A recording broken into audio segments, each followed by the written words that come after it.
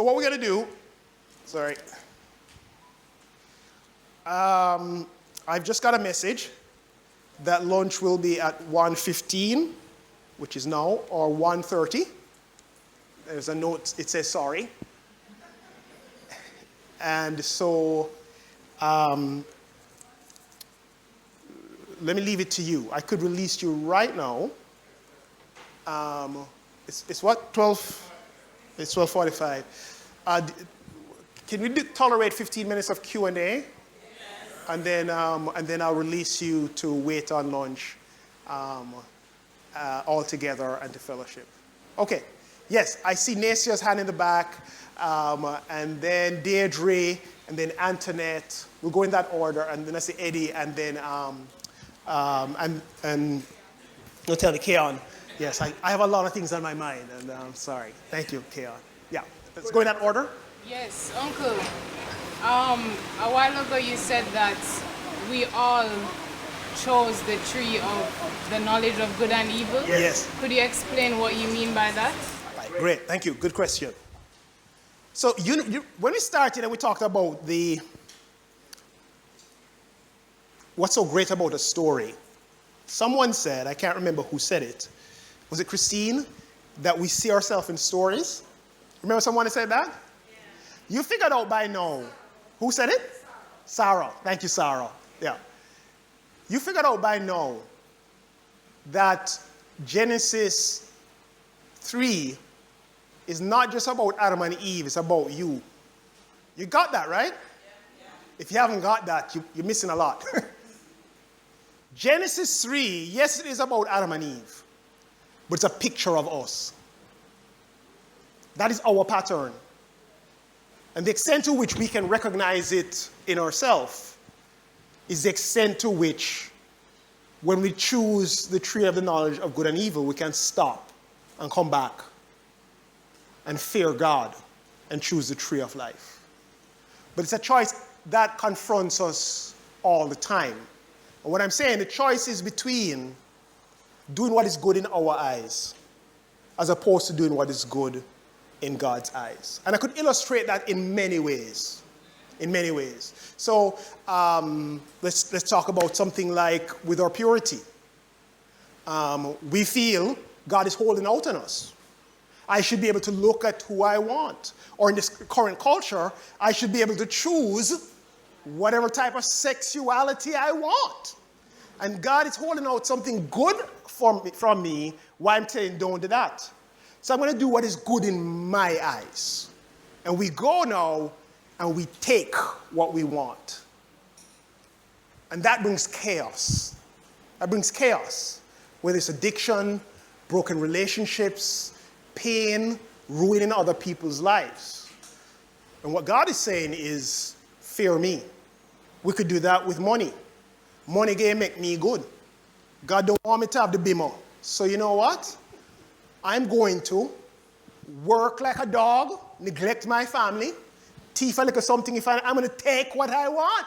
Because that is good, not evil. Forget what God says. And you can fill in the blanks for all the chaos that ensues from there. And all we have to do is to stop and think about our own lives and choices that we have made when we thought we know better than God. And one thing I think that is key for us to do is to realize that even now we think that. We have to unearth those places in our life right now. I mean, I could tell you, I can't get into too much details, but one of the big challenges I've had over many years is just being content with my situation. And I'll be honest, it's been very hard for me to just surrender that God knows better about why he hasn't changed certain things in my life. I would like to do this with all my time. I can't. And I feel sometimes that, God, you're holding out on me. That is not a good place for me to be. And one of the big things that transitions I've got to make, and I'm saying that it's a struggle right now. I haven't made that switch. I'm telling you. I know though that I've got to get to a place where God knows better than me. And I'm okay with being where he tells me for as long as he says. I know that up here. I don't have it down here. Sorry to disappoint you. But But knowing the battle I'm fighting is immensely helpful to me. Yeah? Does that help, Nacia? Great. Okay. Who was next? Deirdre, please go ahead. So, as a woman, I'm always thinking and planning. And my husband is always, honey, slow down. When you talk about Eve, Yes. and I always picture Eve and the serpent talking. But when you look at the Bible, she turned around and gave the man the apple. So where was Adam? Because I'm trying to figure out, is it that Eve and the serpent was having a one-on-one?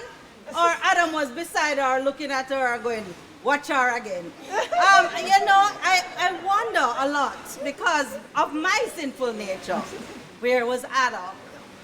Yeah, very good. So the cat is out the box. Adam was right there. We're told in 1 Timothy 2 that Eve was deceived. We're not told that about Adam. When we come to Abraham, we're going to see that Sarah gives her maidservant to Abraham. Thank you. And language is similar. She gave her to him. And he is right there. He said, okay. He's complicit. And that's why God says, because you listen to your wife. That doesn't mean you're not supposed to listen to your wife. It means you're listening to your wife in doing what I told you not to do. This morning before we started, I wanted to start at 9 o'clock with 2 people in here. Colin said, hey bro, maybe you should give it 15 minutes. I said, okay, I'll give it 4. And then my wife said, honey, I think you need to give it 15 minutes. I said, okay. Because she has a lot of wisdom. The issue is whether I'm going to listen to her where what she's saying is clearly going against what God says. But I think we misinterpret that passage to say woman must be quiet, silent, don't listen to them, and create trouble. That's not what's going on. So it's a great question. Thank you. Who's next? Yes. Proverbs 3, you shared earlier in verse 18, it says she's a tree of life. Yes. Why does the Bible, or why does God associate wisdom with a woman? That's a good question. So I don't think there's a clear answer for that. The word wisdom is it's a feminine word. That's the first thing. And I think that in the cultures, it's been said later on, like the Greeks would have Sophia as a woman. I don't think that's what is going on. I think really what we have perhaps is the gender of the word being used to create this allegory, this metaphor of what wisdom is. But consistently in the Bible, wisdom is a woman. Maybe some of us want to read more into that. I don't know that the passage is saying that woman is wise. You had a comment on that, Sandy? Or? No. Okay, we'll come back. We'll come back. I think we still have time. Who was after Antoinette? Eddie? Yeah. Eddie, quick. All right. So, in reading the story of the fall, should I read it like a parable? In the sense that it's telling you the gist of what took place. Yes. Don't try to rip it apart from minute details. Because I have, you're talking about the interpretation of between the Genesis 1 and 2 in terms of a second creation or clarification of the first of chapter 1. Now, if I understand it as God created mankind and then took Adam and Eve and dropped them in the garden, it creates a problem for me. Because what it is saying then is that when Adam and Eve sinned, right, it condemned all of us. Yes. And what happened to those people who had no part in it? Yes. Right? It creates, so I just... Right. So that's a good question. First of all, I'm uncomfortable with the word parable. I'm fine. I'm going to get to the second part. And I'm only saying that because what I want to be clear is that I'm saying that what is reported in the Bible actually did happen. But there is a sense in which it is more, God is telling a story. I told a story earlier. Some of the details don't correspond to reality, but that doesn't mean it's not true. It's a part of how stories work. And so I'm saying, I believe that there was a physical Adam and Eve in a physical garden. The details of it, I think you're right. We shouldn't stress too much because it's telling us about ourselves and the reality. The second point, to get to your question, is that I'm having a senior moment. The last thing you said, the other people, yes. Adam and Eve are representative. They're representative of all of us. They're like a priest that represents all the people. And if you read Romans 5, there's a sense in which all of us are in Adam and Eve. The way some scholars refer to it, they say Adam and Eve were archetypal. So yes, they were real individuals, but based on the choices they made, it has affected all of us because they represented all of us. So I promised, I think it was Marlon, an idea of how non-order and what God's plan was to change it. So when God put Adam and Eve in the garden, his intention was, they were mortal, and his intention was, by their access to the tree of life, for them to become immortal. And his intention was to extend what he was doing in Eden across all of the world. All right? But because of the choice they made, they were put out of the garden. And they lost for all of us access to the garden. God had come up with a plan B. That's what's going on in Genesis 3. So I think for us, sometimes we find it difficult to understand, so hold on, they mess up and it has consequences on us, but that is life. If you think about parents make choices and it impacts children. This is kind of what's going on with Adam and Eve. But God is still concerned to recreate what he intended. And that's the story of the Bible. God is going the entire distance to try and recreate Eden and to bring us back in. And every time I try with somebody else, guess what them do? They mess up. And you know why that's not strange to us? That's our life.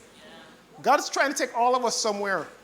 My life would probably be a whole lot better than it is if 100% of the time I just did what God wanted me to do.